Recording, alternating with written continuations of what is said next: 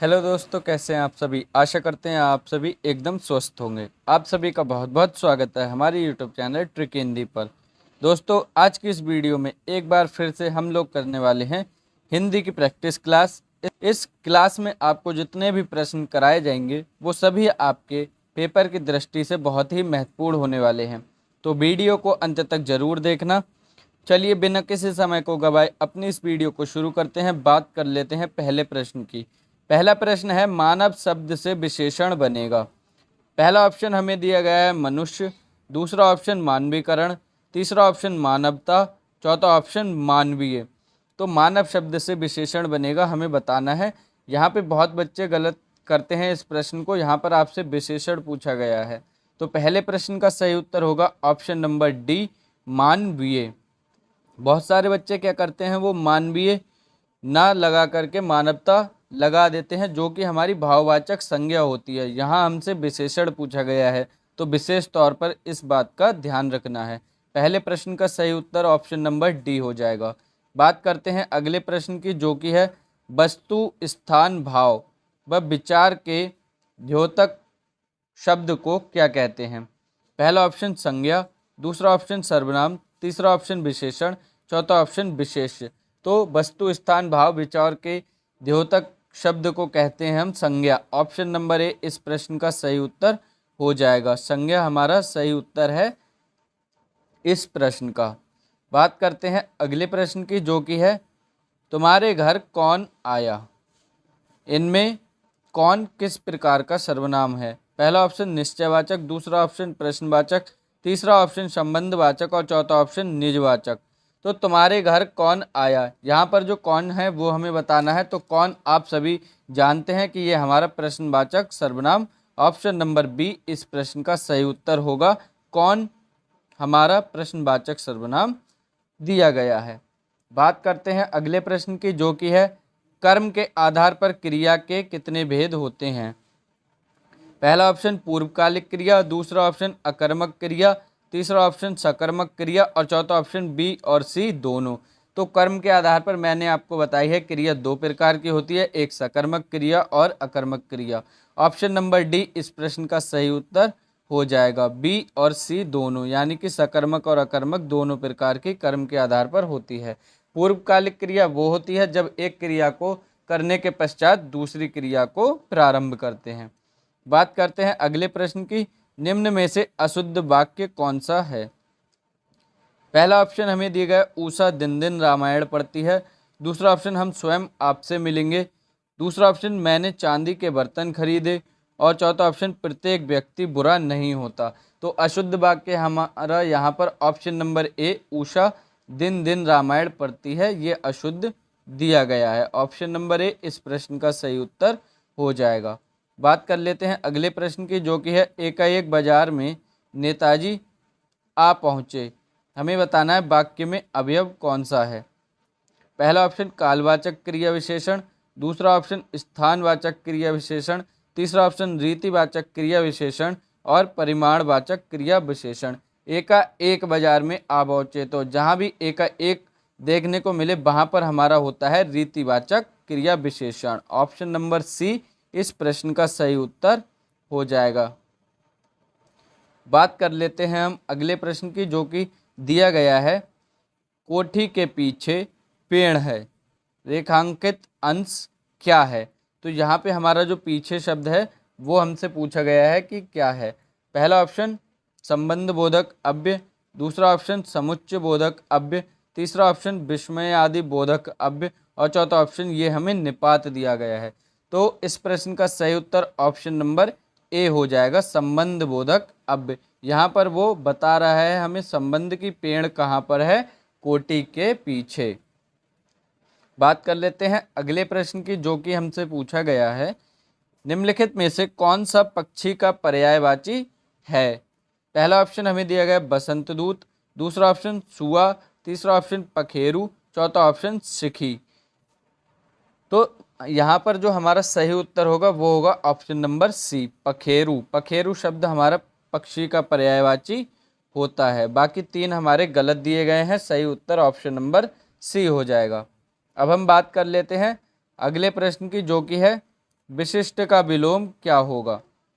पहला ऑप्शन सामान्य, दूसरा ऑप्शन शिष्ट, तीसरा ऑप्शन अशिष्ट, चौथा ऑप्शन कनिष्ठ।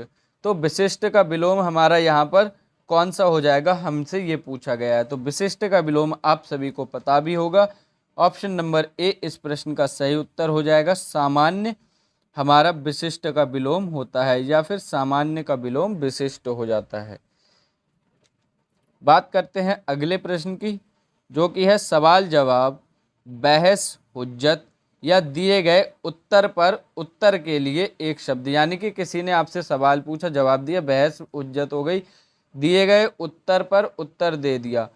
पहला ऑप्शन हमें दिया गया है उत्तरापेक्षी, दूसरा ऑप्शन उत्तरण, तीसरा ऑप्शन प्रत्युत्तर, चौथा ऑप्शन उत्तरोत्तर।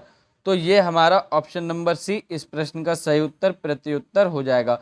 किसी के सवाल पर जवाब देना या जवाब पर अपनी फिर से जवाब देना, ये हमारा प्रत्युत्तर कहलाता है।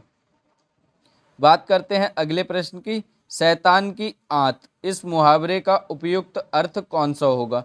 पहला ऑप्शन अत्यंत धूर्त व्यक्ति, दूसरा ऑप्शन बहुत लंबी वस्तु, तीसरा ऑप्शन अत्यंत नगण्य वस्तु, चौथा ऑप्शन अत्यंत लाभदायक वस्तु। तो शैतान की आंत इस मुहावरे का अर्थ होता है बहुत लंबी वस्तु। ऑप्शन नंबर बी इस प्रश्न का सही उत्तर हो जाएगा। बहुत लंबी वस्तु हो तो हम उसे कह सकते हैं कि शैतान की आंत। बात कर लेते हैं अगले प्रश्न की, रस कितने प्रकार के होते हैं? पहला ऑप्शन 3, दूसरा ऑप्शन 7, तीसरा ऑप्शन 8, चौथा ऑप्शन 9।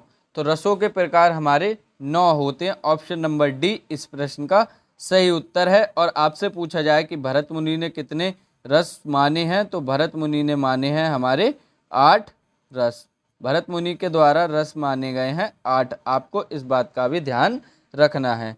बात कर लेते हैं हम अगले प्रश्न की, अवधि शिला का उर पर था गुरुभार, तिल तिल काट रही थी द्रग जल धार। यहाँ हमें बताना है ये पंक्तियाँ किसकी हैं। पहला ऑप्शन दोहा की, दूसरा ऑप्शन सोरठा की, तीसरा ऑप्शन रोला की, चौथा ऑप्शन बरबे की। तो जो पंक्तियाँ हमारी दी गई हैं यहाँ पर 12 और 7 पर यति है। पहले और तीसरे में 12 हैं और दूसरे और चौथे में 7 हमारी मात्राएं दी गई हैं। तो यहाँ हमारा ऑप्शन नंबर डी सही उत्तर होगा, बरबे। बरबे ऑप्शन नंबर डी इन पंक्तियों में दिया गया है। बात करते हैं अगले प्रश्न की, सो सुख सुजस सुलभ मोहि स्वामी में कौन सा अलंकार है? पहला ऑप्शन भ्रांतिमान, दूसरा ऑप्शन विरोधाभास, तीसरा ऑप्शन अनुप्रास अलंकार, चौथा ऑप्शन विभावना अलंकार। तो आप लोग देख सकते हैं कि जो पंक्तियाँ दी गई है, जो पंक्ति हमें दी गई है वहाँ पर स्वा सा 5 बार आवृत्ति हुई है सावर्ण की। तो ऑप्शन नंबर सी अनुप्रास अलंकार इस प्रश्न का सही उत्तर होगा। बात कर लेते हैं हम अगले प्रश्न की। अगला प्रश्न हमसे पूछा गया है, निम्नलिखित में से कवि रत्न किस कवि को कहा जाता है?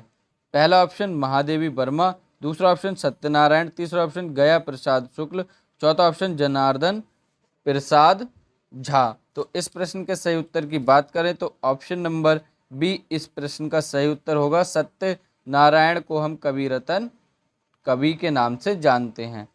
बात कर लेते हैं अगले प्रश्न की, गोरखवाणी के संपादक कौन हैं?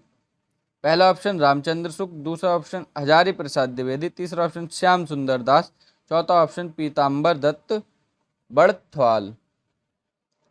तो इस प्रश्न का सही उत्तर होगा हमारा ऑप्शन नंबर डी पीताम्बर Dutt Barthwal. Option number D हमारा इस प्रश्न का सही उत्तर होगा। गोरखवाणी के संपादक हैं हमारे पीताम्बर दत्त बड़थवाल। बात करते हैं अगले प्रश्न की। अगला प्रश्न, आचार्य रामचंद्र शुक्ल ने किसे हिंदी का पहला उपन्यास माना है? पहला ऑप्शन देवरानी जेठानी की कहानी, दूसरा ऑप्शन परीक्षा गुरु, तीसरा ऑप्शन भाग्यवती और चौथा ऑप्शन नूतन ब्रह्मचारी।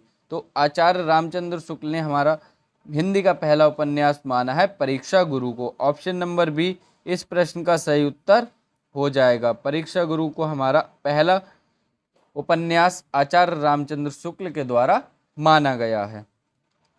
बात करते हैं अगले प्रश्न की। हिंदी का पहला समाचार पत्र उद्दंत मार्तंड 30 मई 1826 को प्रकाशित हुआ था। हमसे स्थान पूछा गया है, लेकिन पेपर में आपसे इन चीज़ों में से कुछ भी पूछा जा सकता है कि कब प्रकाशित हुआ, नाम क्या था और कहाँ से प्रकाशित हुआ। तो पहला ऑप्शन हमें दिया गया है कोलकाता से, दूसरा ऑप्शन पटना से, तीसरा ऑप्शन इलाहाबाद से, चौथा ऑप्शन लखनऊ से। तो बात करते हैं इस प्रश्न के सही उत्तर की, तो हमारा ये प्रकाशित हुआ कोलकाता से। ऑप्शन नंबर ए इस प्रश्न का सही उत्तर हो जाएगा। उद्दंत मार्कंड जो हमारा समाचार पत्र था 30 मई 1826 को कोलकाता से प्रकाशित हुआ था। बात करते हैं अगले प्रश्न की। अगला प्रश्न, वैतनिक का विलोम शब्द क्या होगा। पहला ऑप्शन संवैतनिक, दूसरा ऑप्शन नैतिक, तीसरा ऑप्शन अवैतनिक, चौथा ऑप्शन निर्वैतनिक। तो वैतनिक का विलोम हमारा ऑप्शन नंबर सी इस प्रश्न का सही उत्तर होगा। वैतनिक का विलोम होता है अवैतनिक। बात करते हैं हम अगले प्रश्न की। अगला प्रश्न है, विराम चिन्ह प्रयुक्त नहीं होता है। पहला ऑप्शन विवरण चिन्ह, दूसरा ऑप्शन तुल्यता सूचक चिन्ह, तीसरा ऑप्शन लाघव चिन्ह, चौथा ऑप्शन संयोजक चिन्ह। तो विवरण चिन्ह होता है, तुल्यता सूचक चिन्ह होता है, लाघव चिन्ह भी होता है, लेकिन संयोजक चिन्ह नहीं होता। ऑप्शन नंबर डी इस प्रश्न का सही उत्तर हो जाएगा। संयोजक चिन्ह विराम चिन्ह प्रयुक्त नहीं होता। बात करते हैं हम अगले प्रश्न की। अगला प्रश्न है, ईमान बेचना का अर्थ क्या होता है। पहला ऑप्शन धोखा देना, दूसरा ऑप्शन गलत काम करना, तीसरा ऑप्शन याराना तोड़ना, चौथा ऑप्शन अपने कर्तव्य से हट जाना। तो ईमान बेचना, इसका आपको सही उत्तर बताना है। इसका सही उत्तर होगा ऑप्शन नंबर डी, अपने कर्तव्य से हट जाना। मान लीजिए आपको किसी ने किसी चीज़ का वादा किया और वो उस वादे से मुकर गया, तो वो उसे ही कहते हैं ईमान बेचना। तो ये थे आज के हमारी वीडियो के 21 प्रश्न। आशा करते हैं आपको वीडियो पसंद आई होगी। वीडियो पसंद आई, वीडियो को लाइक कर देना। वीडियो को लाइक करके अपने सभी दोस्तों में शेयर करना बिल्कुल भी मत भूलना। चैनल पर नए हो चैनल को सब्सक्राइब कर लेना और नोटिफिकेशन बेल को ऑल पर प्रेस कर लेना। बहुत ही जल्द मिलेंगे ऐसी ही महत्वपूर्ण जानकारियाँ लेकर और भी अच्छे अच्छे प्रश्नों के साथ। तब तक के लिए पढ़ते रहिए, स्वस्थ रहिए। जय हिंद दोस्तों, वंदे मातरम, धन्यवाद।